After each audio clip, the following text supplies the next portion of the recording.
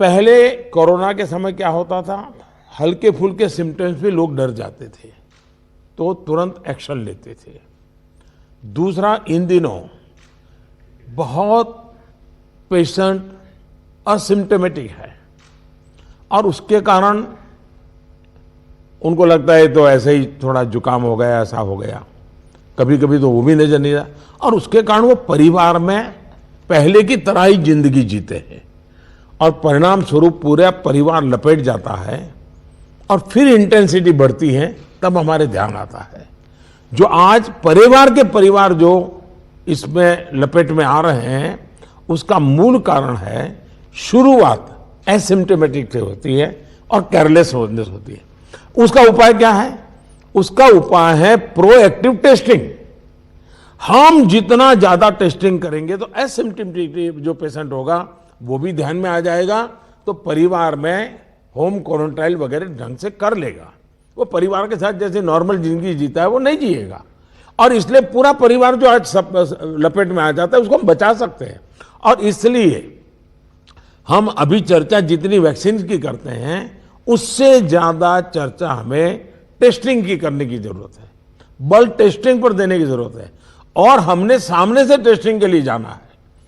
उसको तकलीफ हो और फिर टेस्टिंग करने के लिए आए और फिर उसको पॉजिटिव नेगेटिव मिल जाए और वो मैं समझता हूं क्रम हमारे लिए थोड़ा बदलना पड़ेगा। हमारे पास वायरस को कंटेन करने के लिए एक अहम तरीका है कि हम ह्यूमन होस्ट को कंटेन करें।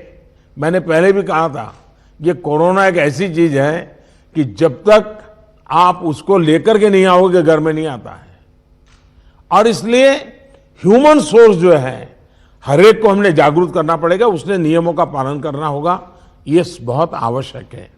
और निश्चित तौर पर इसमें टेस्टिंग और ट्रैकिंग की बहुत बड़ी भूमिका है। हम टेस्टिंग को लाइट न लें। टेस्टिंग को हमें हर राज्य में इतना बढ़ाना होगा कि पॉजिटिव रेट कैसे भी करके 5% के नीचे ला करके रख जाए। और आपको याद होगा शुरू में जब कोरोना की खबरें आने लगी तो हमारे यहाँ कंपटीशन होने लगी, वो राज्य तो निकम्मा है वहाँ बहुत बढ़ गया, फलाना राज्य बहुत अच्छा कर रहा है, राज्यों की आलोचना करना बड़ा फैशन हो गई थी। तो पहली मीटिंग में मैंने आप सबसे कहा था कि संख्या बढ़ने से आप जरा भी चिंता मत कीजिए, उसके कारण आपका परफॉर्मेंस बुरा है, प्रेशर में मत रहिए, आप टेस्टिंग पर बल दीजिए। और वो बात मैं आज भी कह रहा हूँ, संख्या ज़्यादा है इसलिए आप गलत कर रहे हैं ये सोचने की ज़रूरत नहीं है।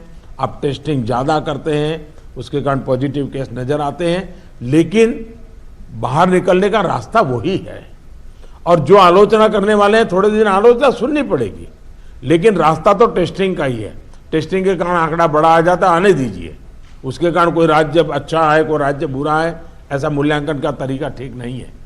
और इसलिए मेरा आपका आग्रह है कि इस प्रेशर से बाहर निकल जाइए, टेस्टिंग को बल दीजिए, भले पॉजिटिव केस ज़्यादा आते हैं आने दीजिए, लेकिन उसी का तो हम उपाय कर पाएंगे। और हमारी टारगेट 70% 70% RT-PCR टेस्ट करने का है।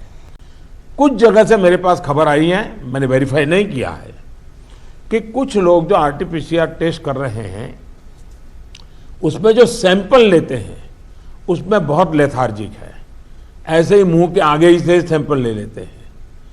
ऐसा है बहुत गहरे जाकर के सैंपल लिए बिना रियल रिजल्ट मिलता ही नहीं है। अगर आपने ऊपर से ले लिया मुंह में थोड़ा सा डाल करके तो जो रिजल्ट आएगा वो तो नेगेटिव ही आने वाला है। और इसलिए जब तक सुई को अंदर डाल करके सैंपल नहीं लेते हैं, जिन राज्यों में ये हो रहा है इसको रोकने के लिए कोशिश कीजिए।